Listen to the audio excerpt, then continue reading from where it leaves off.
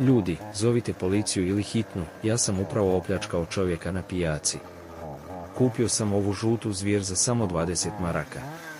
Prodavac kaže, nosi je strujamen, to je samo za ukras, motor je zakovao prije rata. A ja mu kažem, prijatelju, ti ne znaš koga si sreo. Slušaj sad ovo. Pila upali i krene onaj oštri zvuk, pa ovo ne radi, ovo vrišti. Čuješ li ti ovaj rad? Kvo švajcarski sat, a košta kvo 2 kutije pljuga. Nema mača, nema lanca, nema drva, ali ima dušu.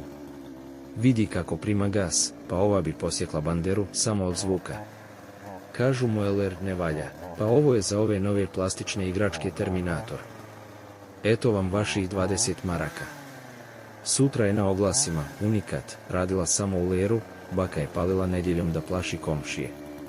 Ko preživi, nek piše u komentarima šta bi vi uradili s njom.